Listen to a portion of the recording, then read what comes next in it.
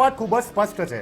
સ્થાનિક સ્વરાજ્યની ચૂંટણી એટલે for the people, by the people, of the people. આ ભાજપના નેતાઓ આટલી બધી સફાઈઓ મારે છે તો તમારી આ તમામ મહાનગરપાલિકાઓમાં જે તક્ષશિલા કાંડ થયો સુરતમાં, રાજકોટમાં ટીઆરબી ગેમ ઝોનનો કાંડ થયો, તમે જો કે વડોદરામાં હરણી બોટ કાંડ થયો, ગંભીરા બ્રિજ તૂટ્યું, આ બધું તમારા નાક નીચેની મહાનગરપાલિકાઓમાં બનેલી ઘટના. અને આ ઘટનાઓમાં એક પણ વ્યક્તિ જેલના સળિયાની પાછળ એનો કેસ પતી ગયો હોય ને સજા થઈ હોય એવું ક્યાંય નથી.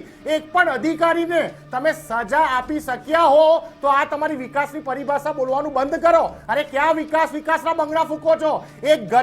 એક ગટરનું ઢાંકણું રોડને બરાબર પેરેલલ હોય એવો તો એક રોડ બનાવી નથી શકતા તમે લોકો, અને મોટા સ્પેસ ટેકનોલોજીથી બનેલા રોડની વાતો કરો છો. 28 માળના બિલ્ડિંગો બનાવવાથી વિકાસ ના થાય ભાઈ. વિકાસ એને કહેવાય. તમે પણ માનસી કેવડિયા કોલોની જતા હશો ને, કેવડિયા સ્ટેચ્યુ ઓફ યુનિટી પાસે, ત્યાંના રોડ કેમ નથી તૂટતા? તમે જો 3 ઇંચનો વરસાદ પડે તો વડોદરા, રાજકોટ, સુરત, અમદાવાદ ટ્રાફિક જામની સમસ્યાઓ થઈ જાય. તમે માત્ર સ્ટેચ્યુ ઓફ યુનિટીના પરિસરમાંથી બહાર નીકળો, 500 મીટરના જે ગામડા ચાલુ થાય છે ને એના રોડની હાલત જોઈ આવો. ભાજપના નેતાઓને ખબર પડે. આ તમામ મુદ્દાઓ છે ગુજરાતની જનતા સુધી પહોંચાડી શકશો આપ નિશાંતજી? સરકારો બનાવી છે. ઓકે, હું તમને એ જ કહી રહ્યો છું કે જો હું બહુ સ્પષ્ટ વાત કરું માનસી, 2021માં કોંગ્રેસનું જે જિલ્લા પંચાયતો અને કોર્પોરેશન ને તાલુકા પંચાયતોમાં રિઝલ્ટ આવ્યું હતું એ ખૂબ જ ગંભીર રિઝલ્ટ આવ્યું હતું, સ્વીકારું છું. પણ હવે અમારી પાસે ગુમાવવાનું નથી, અમારે ગેઇન જ કરવાનું છે.